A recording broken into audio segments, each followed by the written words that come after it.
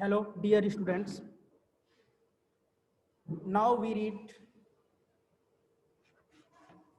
diversity. The diversity means विविधता या विभिन्नता। इससे पहले वाले वीडियो में हम लोगों ने यही पढ़ा था कि जो हम लोगों की कंट्री, हम लोगों का जो देश है भारत, उसमें तरह तरह के लोग होने के बावजूद भी तरह तरह के लोग होते हैं, उनके धर्म अलग अलग होते हैं, उनकी भाषाएं अलग अलग होती हैं। होने के बाद भी जो हम लोग में एकता है वो पूरे विश्व में क्या है, फेमस है, प्रसिद्ध है।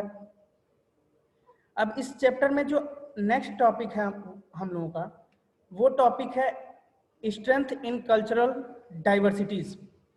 जो स्ट्रेंथ है, जो मजबूती है हमारी सभ्यता में, वो कैसे है और क्यों है, उसी के बारे में पढ़ना है कि जो भारत की एक पारंपरिक सभ्यता है वो काफ़ी पीढ़ियों से चली आ रही है, काफ़ी पहले से चली आ रही है, और जो आज भी हम लोगों के द्वारा निभाई जाती है। तो उसी को पढ़ना है, उसी के बारे में पढ़ना है, कौन सी सभ्यता है। तो आइए रीड करते हैं और देखते हैं कि क्या इस चैप्टर में है। देखिए, India has preserve its ancient civilisation and never lost sight of the ideals. कह रहा है कि भारत ने जो अपनी प्राचीन सभ्यता है उसको संरक्षित रखा है, उसको प्रिजर्व करके रखा है, उसको एक तरह से सुरक्षित करके रखा है। और जो हम लोगों के आइडियल है, जो जिन्होंने इस भारत को भारत बनाया, तरह तरह के कल्चर होने के बावजूद भी यहाँ पे जो सभ्यता है, लोगों का जो एक है उसको बनाया, जो हमारे आइडियल है, तो हम लोगों ने या भारत ने उसको पूरी तरह से क्या रखा, सुरक्षित रखा। India continue to live with some of its traditional value.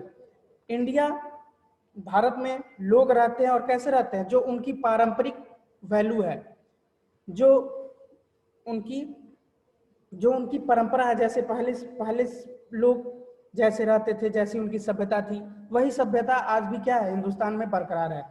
In the world many countries are breaking into micro entities. पूरे विश्व में जो देश हैं वो छोटे छोटे क्या है, छोटे छोटे एक तरह से टुकड़ों में बट गए हैं, उनकी विचारधाराएं अलग अलग हो गई हैं। But the inhabitants of different parts of India share A common culture.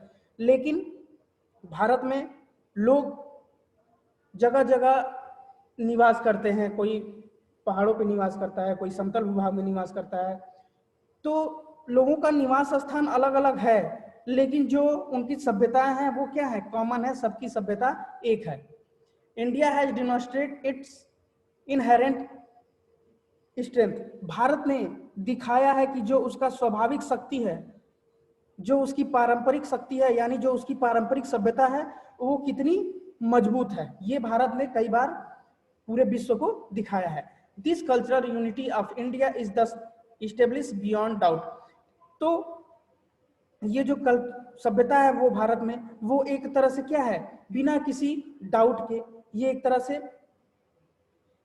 एकता का ये भी एक प्रतीक है कि जो भारत में लोग रहते हैं, तरह तरह के लोग रहते हैं, लेकिन जो उनकी सभ्यता है वो पूरी तरह से क्या है, वो एक दूसरे से बंधे हुए हैं।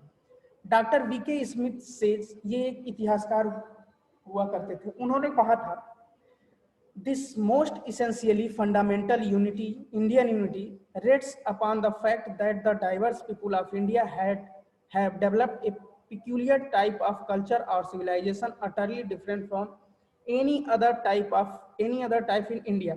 कहने का मतलब ये है कि इसमें बता रहे हैं कि जो भारत की मूलभूत सभ्यताएं हैं, या जो भारत की जो पहले से जो सभ्यताएं चली आ रही हैं, उसको भी लोगों ने आज तक क्या रखा है, बरकरार रखा है, या उसमें कुछ ना कुछ क्या हुआ है, प्रगति हुआ है। इस वजह से भारत जो है वो पूर्ण रूप से जो उसका कल्चर है, जो उसकी सभ्यता है, वही भारत की सभ्यता ही अलग देशों से भारत को एक प्रकार से क्या बनाती है, अलग बनाती है पूरे विश्व से। क्योंकि पूरे विश्व की जो सभ्यता है वो अलग अलग टुकड़ों में दिखाई देती है, लेकिन जो भारत की सभ्यता है, पूरे भारत में जो लोगों का रहने का तरीका है, या वो एक क्या है, लोगों को एक दूसरे से बांधे हुए है। इस वजह से ये पूरे विश्व से जो भारत की सभ्यता है, संस्कृति है, वो पूरे विश्व से भारत को एक प्रकार से अलग करती है।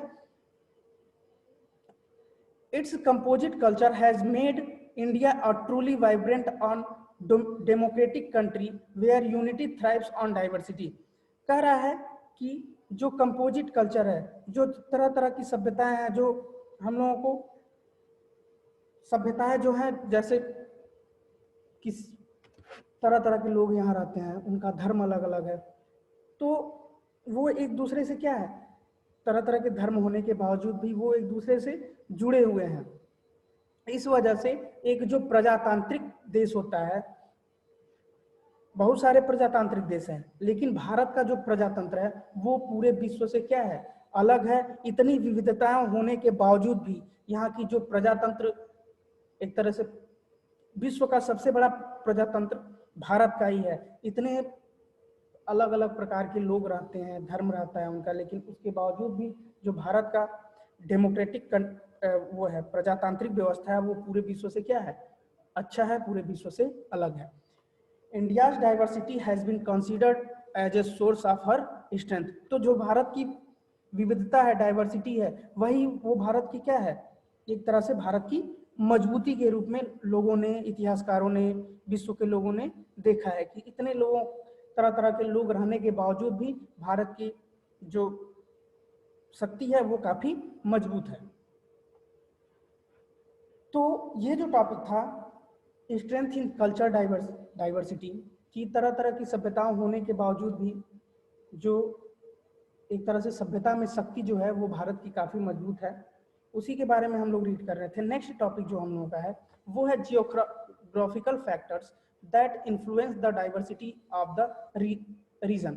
कह रहा है कि कुछ भौगोलिक कारण होते हैं जो एक क्षेत्र के विविधताओं को क्या करते हैं, बढ़ावा देते हैं। उसी के बारे में इस टॉपिक में हमको पढ़ना है। देखिए, the geographical feature influence the diversity of a region. जो भौगोलिक कारण होते हैं उनकी वजह से एक जो क्षेत्र होता है, लोगों के वहाँ का रहने का तरीका, वो काफी क्या होता है, दूसरे जगह से अलग होता है। द ड्रेसेस, उन लोगों की ड्रेस, फूड हैबिट्स, खाने का तरीका, कल्चर, सभ्यता, एंड कस्टम, और जो उन लोगों की प्रथा होती है, of the people are decided according to the geographical condition of any region. तो जो ये सब विभिन्न प्रकार के की बातें जो बताई गई हैं कि उन लोगों का पहनावा कैसा होता है, भोजन करने का, खान पान का तरीका कैसा होता है, उनका सभ्यता कैसा है होता है। तो जैसे जैसे एक क्षेत्र से दूसरे क्षेत्र में हम लोग बढ़ते हैं, तो जो ये पहनावा या रहने का तरीका होता है, ये पूरी तरह से क्या होता है, धीरे धीरे बदलता है। और क्यों बदलता है, सिर्फ और सिर्फ भौगोलिक स्थिति के कारण। The lifestyle of the people and their food habit depend on the geographical condition of a place। जो लोगों के जीवन का, रहने का जो तरीका होता है वो किस पे डिपेंड होता है, वहाँ के भौगोलिक स्थिति पे, उस जगह के भौगोलिक स्थिति पे पूरी तरह से निर्भर होता है। In Bengal and Bihar people like the preparation of rice because these state are good for cultivation of paddy. Bihar और बंगाल के लोग सबसे ज्यादा क्या, चावल बनाते हैं। और क्यों बनाते हैं, क्योंकि वहां पे धान की खेती अच्छी होती है बिहार और बंगाल में।